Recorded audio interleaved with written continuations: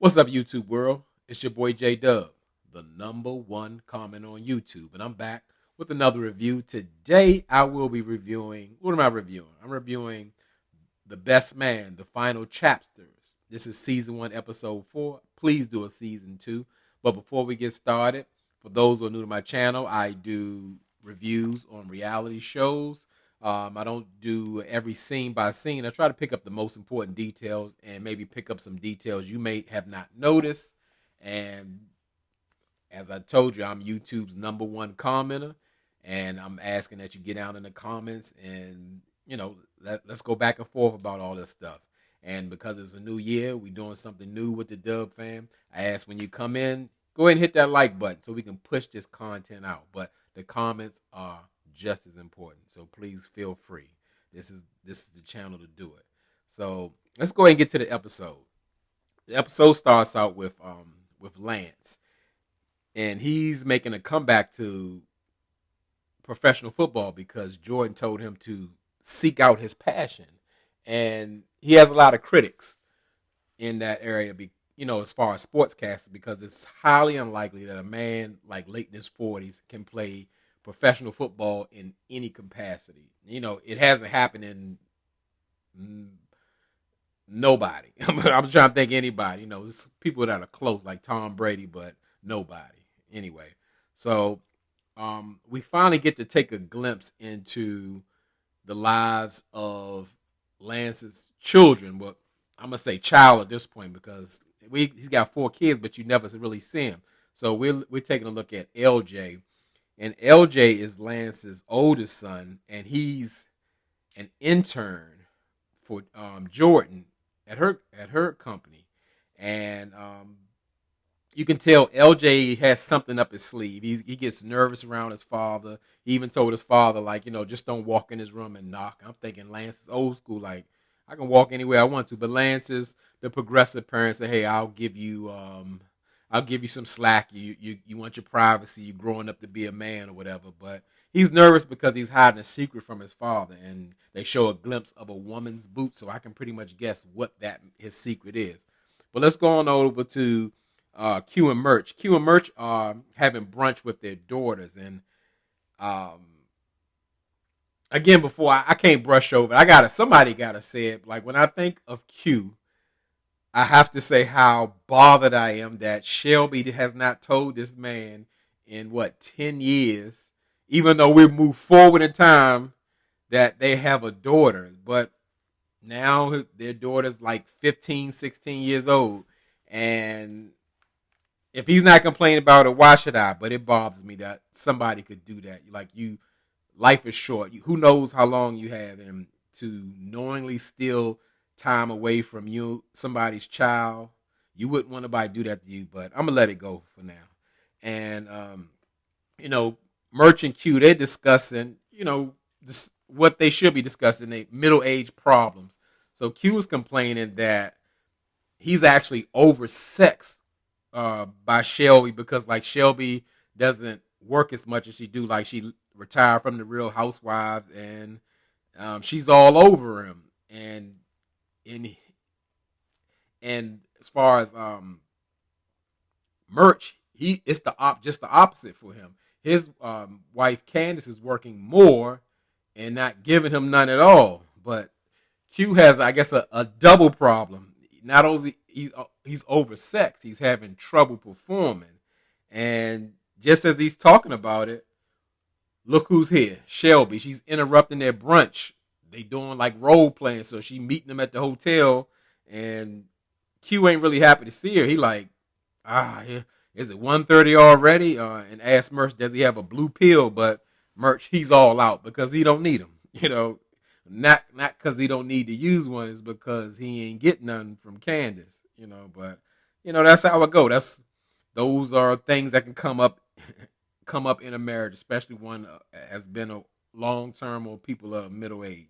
So Merch gathers his daughter because Q and Shelby got a rendezvous, a date, because their daughter already left because she was disgusted, and they're going to catch a cab, and they have a run in with a Karen, and if this ain't the truest kind of Karen moment, while they trying to get in the cab, Merch put one of his daughters in the cab, and Karen's on the other side with her French bulldog talking about this is my cab and how dare you and all that. Even start crying and calling the police. And it was a tense situation, especially because Merch had his daughters with him. But I really disagree how like he handled it, in the sense of like he allowed his daughter to sit in that cab while the dog was barking. Like the dog could have bit him. I know he was trying to stand up or have a cab, but take your daughters out of danger or harm's way first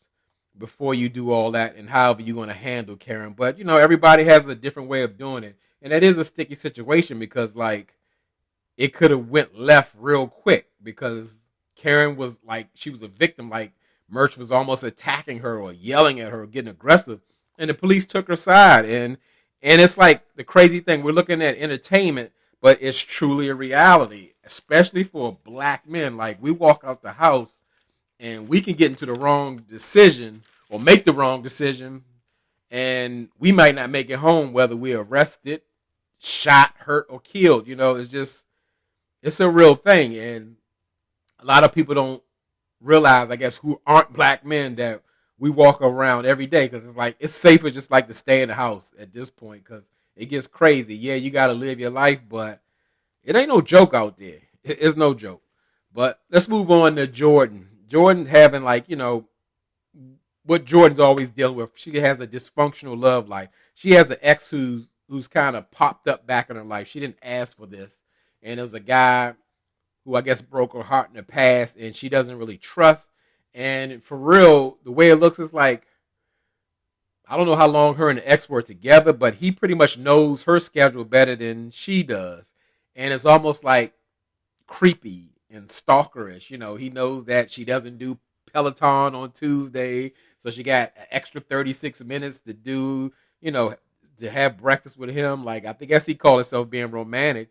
And Jordan is feeling like the pressure, like you coming on way strong or whatever, just popping back in my life. And he's like, well, I'm coming on strong because I know what I want. So he wants Jordan back, and he wants her to regain, her trust, and he's willing to do whatever it takes.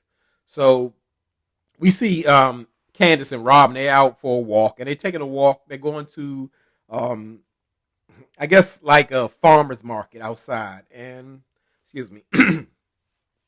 I was surprised to find out Robin was like crushing on this organic Whole Foods guy who had his own stand.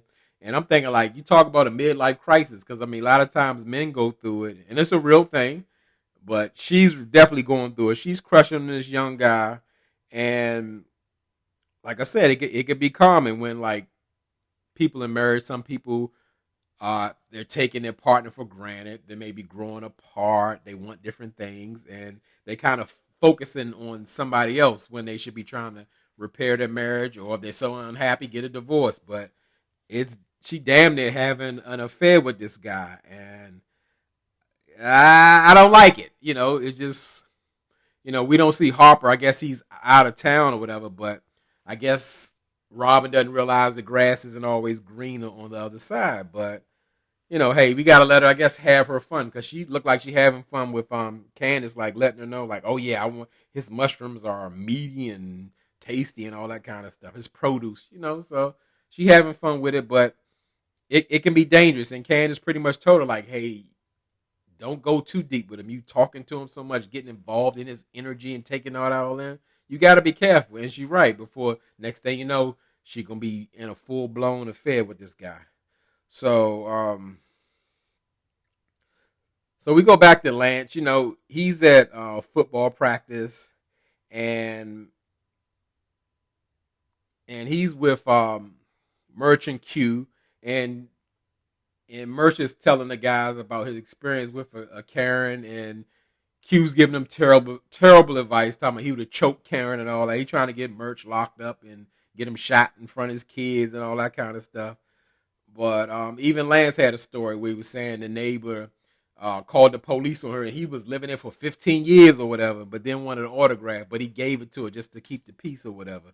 But, while they're at football practice, Lance Jr., has taken his godmother Jordan's advice fully, because she told him, she's like, LJ, stop wearing your school uniform to work. And he did just that.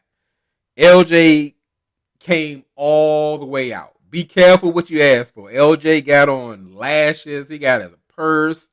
It looked like he got on perfume. I could smell it through the screen. He got a fitted Fendi coat. And I mean, he just sashaying in there. And Jordan's like, oh my God. Like, this is the first time she's seen her godson like this. And she knows that Lance knows nothing about this, because he would hit the wall if he saw that. So, Jordan's being supportive as a godmother should, but, she's concerned, and rightfully so, because it's a secret. She's already keeping a secret that that Lance Senior needs to know. So we go back to Q. He's still having more middle-aged man issues. It's at a point where Q's in a situation where he's running his father's company, but that he has offers for the company to be bought out by another company. And his father's like totally against that. I mean, he's just so upset about it. And most of the times that's what people seek to do, like create a successful company and then like sell it, because eventually it will decline, as it is declining. But some people like to hold on to the heritage of it. But it's the best thing to do if you let somebody huge buy you out. And not only that, they're going to let Q run it as well. So it's like a win-win. They're going to fatten your bank account up. You can go do something else later, or you got the resources to pass on down, like you said, to from generation to generation. But the concerning part is where, like, now Q father isn't acting himself. He's kind of erratic. He's been falling, failed twice. His assistant said that he actually paid her 5 times in 1 month, and he's even parking his favorite vehicle outside that is normally garage every single day.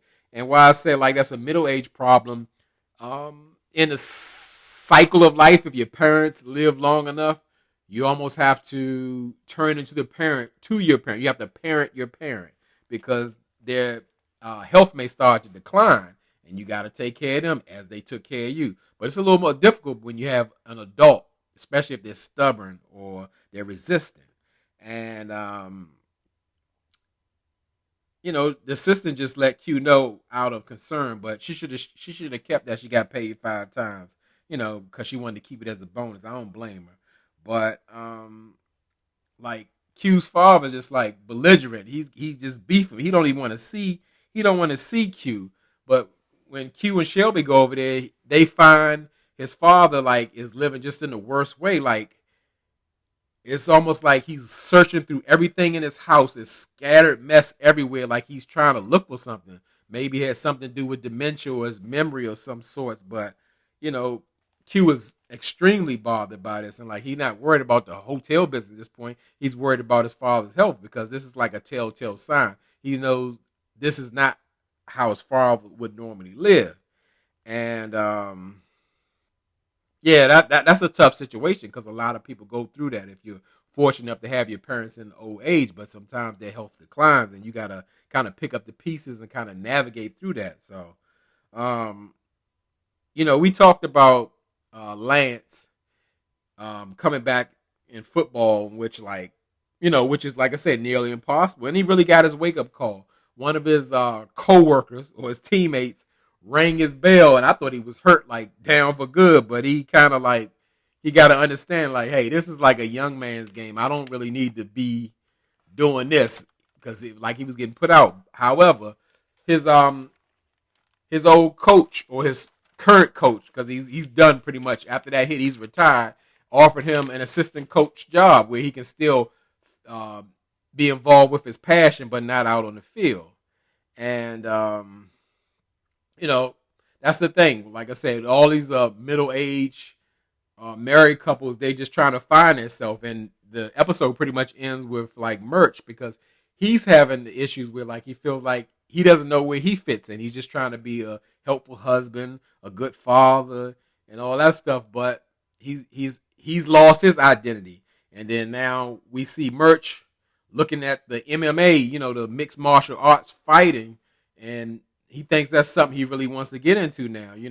And of course, if he told his wife that, she would be totally against that. That's almost like Lance playing professional football at his age, but Merch has a new direction. So pretty much that was it for the episode.